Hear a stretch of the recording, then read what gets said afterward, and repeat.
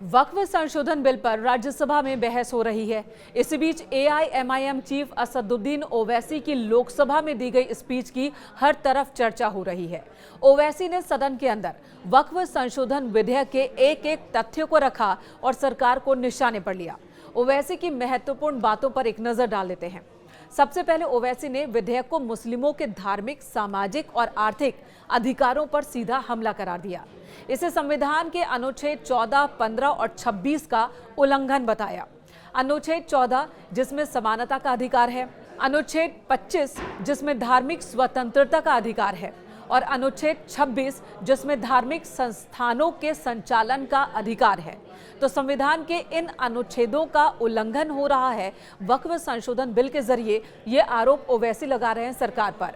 ओवैसी ने कहा कि इस बिल का मकसद है सिर्फ मुसलमानों को जलील करना, उनके अधिकारों को हनन करना। उन्होंने सरकार पर आरोप लगाया कि बिल के जरिए अनुसूचित जाति, अनुसूचित जनजाति के मुस्लिम सदस्यों के साथ भी भेदभाव किया जा रहा है। ओवैसी ने कई सवाल उठाए। उन्होंने पूछा कि अगर हिंदू, सिख, जैन और बौद्ध धर्म के धार्मिक संस्थानों को अपने मामलों को खुद संचालित करने का अधिकार है, तो फिर मुस्लिम वक्फ बोर्ड से ये अधिकार क्यों छीने जा रहे हैं। ओवैसी ने एक और गंभीर आरोप लगाया। उन्होंने कहा कि इस विधेयक के लागू होने से वक्फ संपत्तियों पर कब्जे को कानूनी मान्यता मिल जाएगी। बाकायदा ओवैसी ने एक उदाहरण भी दिया।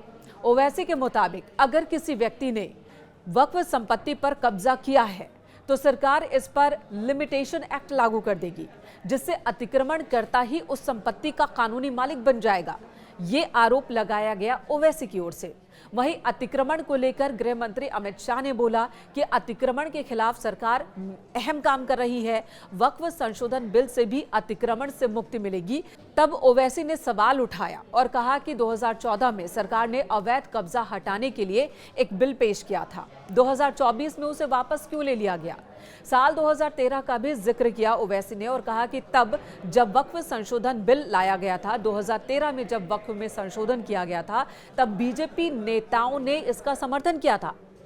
इसका जिक्र करते हुए एक बार फिर सरकार को निशाने पर लिया ओवैसी ने। उन्होंने कहा कि 2013 में जब वक्फ अधिनियम पारित हुआ था, तब बीजेपी नेताओं ने इसका समर्थन किया था, टेबल बजाए थे।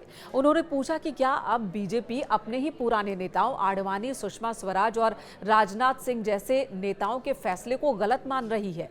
ओवैसी ने यह भी कहा कि यह विधेयक वक्फ संपत्तियों से संबंधित मामलों में न्यायिक अपील के अधिकार को भी समाप्त कर देगा। और भी कई गंभीर आरोप लगाए गए, खामियां गिनाई गई हैं। उन्होंने ये भी बताया कि वक्फ बोर्ड के अध्यक्ष और सदस्यों की नियुक्ति में अब गैर मुस्लिमों की जो एंट्री की जा रही है, उससे होगा क्या। मुसलमानों के हितों की रक्षा नहीं कर पाएगा वक्फ बोर्ड। महात्मा गांधी का जिक्र करते हुए आखिर में ओवैसी ने विधेयक की कॉपी फाड़ दी और साथ ही 10 संशोधन वाली एक कॉपी टेबल पर रख दी। वो 10 संशोधन जो ओवैसी ने डिमांड की है कि इस बिल में होने चाहिए। का मकसद सिर्फ मुसलमानों को जलील और रुस्वा करना है, मुसलमानों को दूसरे दर्जे का शहरी बनाने का इनका मकसद है।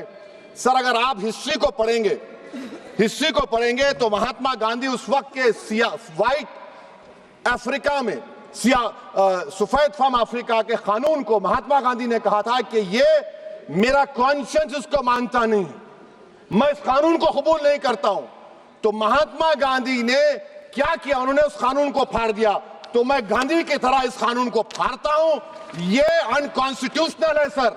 इस देश में झगड़े पैदा करने का काम बीजेपी करना चाहती है मस्जिद और मंदिर के नाम पर। इसीलिए मैं इसका कंडेम करता हूं और मैं आपसे गुजारिश करता हूं कि मैंने अपने 10 अमेंडमेंट दी है, आप इसको कबूल करिए सर। मुझे बोलने का मौका दीजिए और उस पर डिवीजन का मैं डिमांड भी करूंगा। Thank you sir.